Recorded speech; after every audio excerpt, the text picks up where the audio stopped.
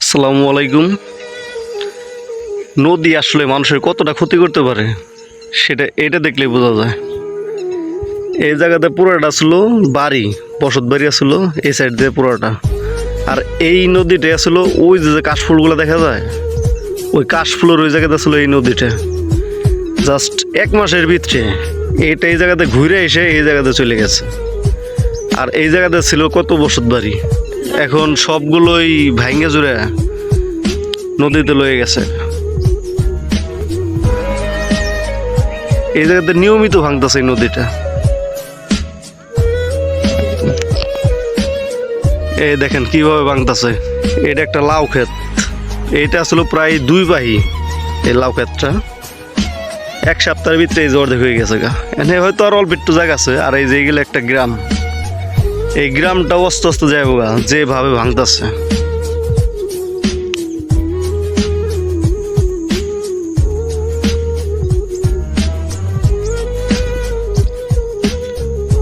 আসলে এইভাবে যদি নদী ভাঙে তাহলে মানুষের থাকার জায়গার অনেক সংকট হয়ে যাবে এই গ্রামে। এটা হচ্ছে ঘিউর কুস্তা গ্রাম, মানিকগঞ্জ জেলা ঘিউর কুস্তা গ্রাম। যেভাবে ভাঙতেছে দেখেন, ফাটন ধরছে কীভাবে। কাছে যাইতেও ভয় করে যদি পইরা যায় যখন তখন।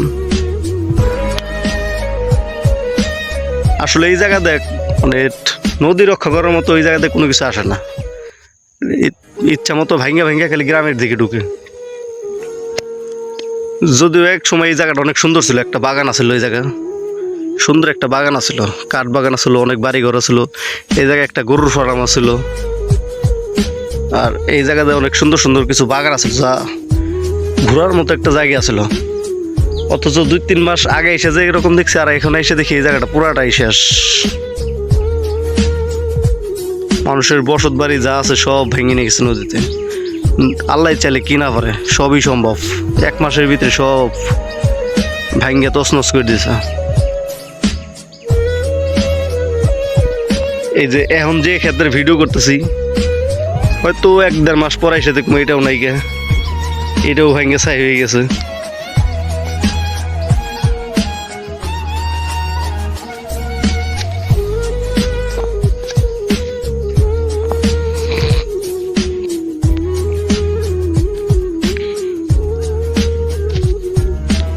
ওই যে একটা বাগান, কার জানি শখের বাগান,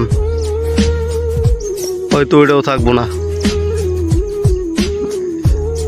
শখের বাগান যে বড় বড় যে কতগুলো গাছ, এইগুলো একসময় চলে যাব। আর নদীটা ছিল এই জায়গা দিয়ে। এই যে কাশফুলগুলো দেখতেছেন, কাশফুলের ওই সাইড ছিল নদী। নদীর এই কুল ভাঙ্গে ওই কুল করে একটা গান আছে না, ওই গানের সাথে এটা মিলে গেছে। ওই কুল উঁচু হয়ে গেছে, অথচ এই কুল ভেঙে গেছে। এই দিকের বসত বাড়ি সব শেষ।